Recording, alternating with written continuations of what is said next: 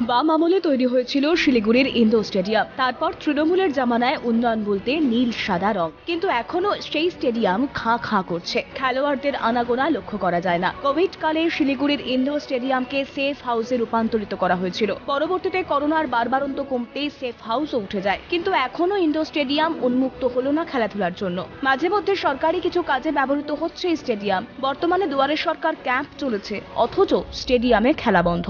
শিলিগুড়ির indoor stadium, এই সেই স্টেডিয়াম যেই স্টেডিয়াম তৈরি হয়েছিল বাম আমলে। আর এই স্টেডিয়াম তৈরির মূল লক্ষ্য ছিল এখানে যাতে খেলাধুলোর প্রসার হয়, সেই লক্ষ্যে এই স্টেডিয়াম গড়ে তোলা হয়েছিল। কিন্তু বর্তমান সময়কালে যে চিত্র ফুটে উঠছে তাতে কিন্তু অন্য কিছু বলছে। তার কারণ এই স্টেডিয়ামে খেলাধুলো প্রায় এক প্রকার বন্ধ রয়েছে। মুখ্যমন্ত্রী মমতা বন্দ্যোপাধ্যায় ক্ষমতায় আসার পরে ক্লাবগুলিকে প্রতি বছর অনুদান দিচ্ছেন খেলার মানোন্নয়ন এবং পরিকাঠামো তৈরি করতেই এই অনুদান। সেই সূত্রেই রাজ্যে খারাপ অবস্থায় থাকা স্টেডিয়ামগুলির সংস্কার করা হচ্ছে। রক্ষণাবেক্ষণের অভাবে স্টেডিয়ামের রেলিংয়ে ধরেছে মরছে, ভাঙা অবস্থায় ফ্লোর। ফের একবার গমগম করুক স্টেডিয়াম, দাবি জানাচ্ছেন বাসিন্দারা। এই স্টেডিয়ামে বিগত 4 বছর থেকে 5 বছর হলো কোনো খেলার আসর বসে না। লাস্ট করোনা যখন হলো এখানে সেফ হাউস তৈরি হয়েছিল।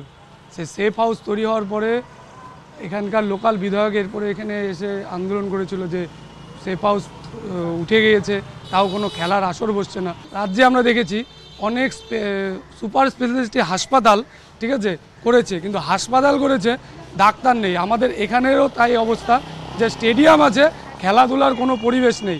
বর্তমান করোনার পর থেকে এখানে কোনো খেলাধুলা হচ্ছে না, কোনো কিছু হচ্ছে না। আমরা চাই এটা আবার খেলাধুলাতে পরিণত হোক, হ্যাঁ, অন্য কাজ না হোক। এখানে কি হয় তাহলে এখন বর্তমানে দুয়ারে সরকার দেখতে পাচ্ছি, দুয়ারে সরকারের কাজকর্ম হচ্ছে, কিন্তু এটা অ্যাকচুয়ালি তো খেলাধুলার জন্যই বানানো হয়েছিল।